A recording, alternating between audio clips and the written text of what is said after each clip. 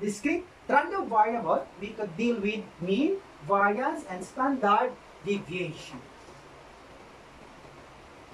Okay, let's start with random variables definition. This is defined as a variable whose possible values are determined by chance.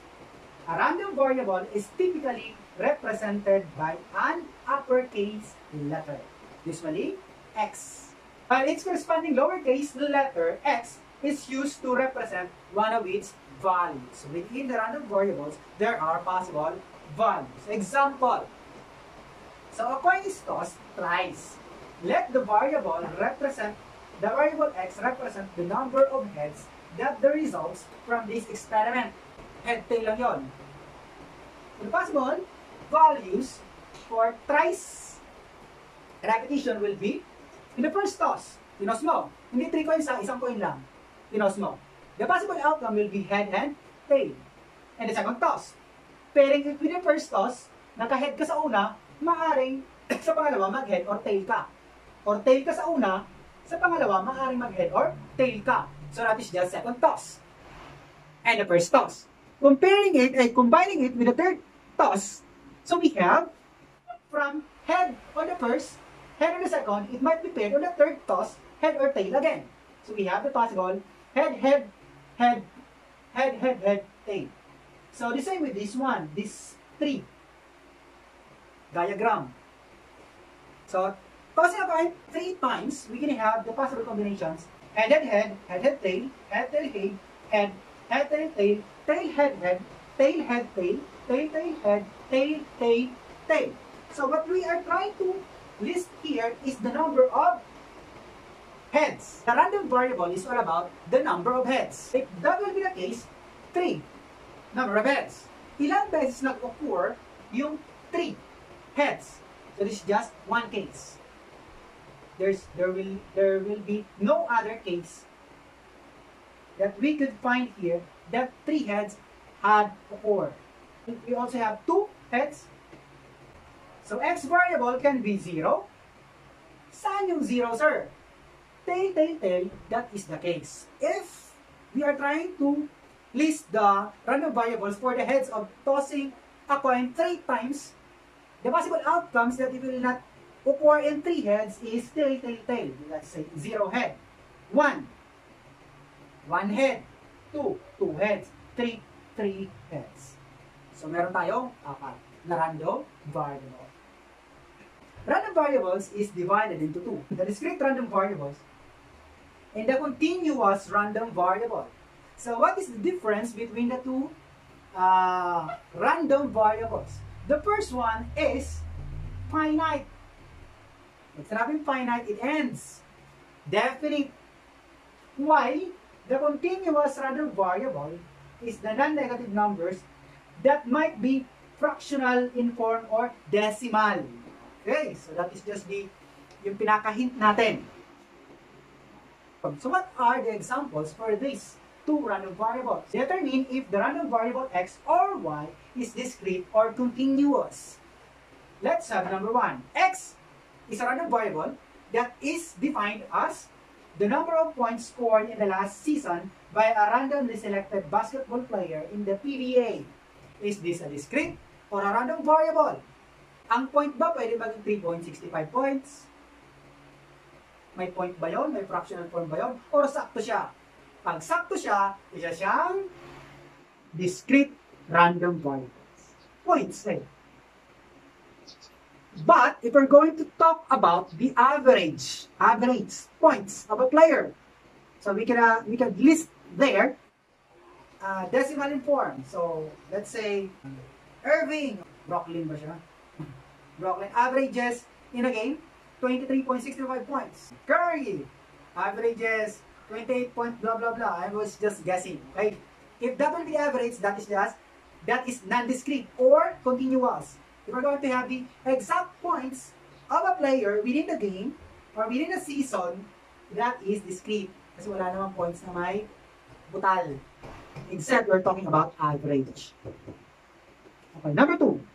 Y is a random variable represented by the heights of a randomly selected student inside the library in centimeters. So, could we have always exact measurement for the height, ay 165 ka lang centimeters. Ay ikaw, 172. Wala nang mga point-point. Can we do that? Definitely not. Because mathematics or measurement is a part of mathematics which is exact science. If we do have points for that, we have to list the points. Otherwise, we're trying to manipulate the data and it's wrong. Okay? So that is continuous random variable. The height. Usually the height, the temperature, di pa ba? The exact, the pressure, the volume, hindi sila mga sakto. Pero pag mga bilang, mga tao, how many persons are there in that room, in that particular room, or how many enrollees do we have in the second semester in ALS? So if that will be the case, we are trying to have the discrete. Wala namang kalahating tao. Ay, kalahati ka lang. Hindi pwede yun. No? Sexual preferences, ay, kalahati siyang ganito, kalahati siyang gano'n. Discrimination na yun. So, mali din yun. No. If we're talking about persons, we're trying to have a discrete one. Okay. Number 3, X the number of birds in a nest. Oh, yung bird na to ay undeveloped. 3 lang. O, pwede ba yun? No, we cannot say that. So, this is an example of number of birds in a nest which is discrete. A particular nest. I'm not talking about here, kung saan nest. Kung anong tinutukoy na, nagsasalita. So, let's have number 4. Why? The hourly temperature last Sunday. That is continuous. So that is a continuous temperature, something like that. Pag hindi siya O, hindi finite, infinite, in form, may decimal, fractional in form, that is continuous. If that is exact in number, that is discrete. Mga babae daw ay, continuous. Kasi yung O sa kanila, maaaring partly yes, partly no. Depende sa mood. Samantalang yung lalaki, karamihan sa kanila, pag sinabi lang oo na yun. Sinabi hindi na yun, discrete. Probability distribution of discrete random variable. A listing of all possible values of a discrete random variable along with their corresponding probabilities is called a discrete probability distribution. So we will be having the computation in the discrete random variable.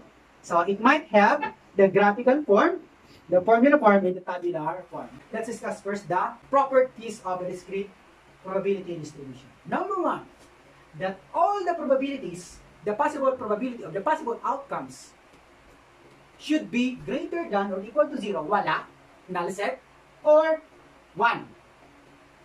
Less than 1 or equal to 1, 100%. That's the probability. Summation of the probability of X within a discrete random variable should not exceed 1 and should not be less than 1 or should not be greater than 1. It should be equal and exactly 1. Okay, example. Determine whether each of the following is a discrete probability distribution. We have 2 properties that we have to consider. First, each of the probabilities should be greater than or equal to 0 but less than or equal to 1. So let's test. First probability of having one variable is 0.10. That is less than 1. 0.20 less than 1. 0.25 is less than 1. 0.40 is less than 1. 0.05 is less than 1. First property of a discrete random variable or distribution has been satisfied with these probabilities of the variables. Sir, discrete ba yan? May point No, ito po yung discrete. Yung mga variables niya. But the probabilities, hindi po yung pinag-uusapan na nasa decimal form. Ay, hindi siya discrete. Hindi po. Probability po yun. I do not be mistaken. Okay, so is this a discrete random variable? Summing this up, pangalawang pangalawang property na lang that we need to satisfy for us to say that this example is an example indeed of a discrete random variable. So yes, 0.10, 0.20, 0.25, 0.40, 0.05 will be summed up into 1. So it satisfies the first condition and the second condition of the properties of a discrete random variable. Let's have number 2 example. For example number 1. The variables are discrete, 1, 2, 3, 4, and 5. The probabilities of H is less than 1, all less than 1. If you're going to sum this all up, could we end with 1? Let's see. No. Why? Because the sum is not equal to 1. It does satisfy, it satisfies the first condition, but the second condition is not satisfied. Okay? So, sir, na-satisfy naman yung isa? No. For it to be discrete, it must satisfy the two conditions. Pag isa lang, hindi po pwede. Di ba may 29C dito? Determine C. Ito, 29C. 29 is not less than 1. Yes, it's greater than 0, but it's not less than 1. So for this distribution to be a discrete one, what should be the value of C? Or what should be the multiplier C of 29 so that this one will be summed up into 1? So what should be the multiplier of 29 so that it will be 0.29? Point. 0.01. So, having the usual solution, add mo lang ito lahat, subtract mo doon sa 1. Then, try to have a multiplier of 29 so that it will be 29. Simple algebra, right? Ito nasabi ko 0.7. So, that will be the case. It should be 0.29. All in this particular cell should be 0.20. Okay? Having 29C, C here is 0.0. Example number 3. Suppose 3 coins are tossed. Let X be the number of tails that occur. Find the probability of each of the values of the random variable X. So we have 0, 1, 2, 3. So we have the 3 possible discrete variables for this particular example. So we have 8 possible outcomes. So we might have tail, tail, tail. No, head, 0. Head, tail, tail, head. Dalawang beses yun. So we have these probabilities. Yan. So the probabilities are 1, 8, 4, 0 tail. 0. Walang, are we talking about her tail? Yan, that's correct. 0 tail, walang tail. 1/8. Why? That is the case of head, head, head. Over the whole 8 other outcomes. So, tapos, 3/8, 1 tail. What is that case? Right here, head, head, tail, head, tail, head, and tail, head, head. And so on. For the 2 tails, 3/8.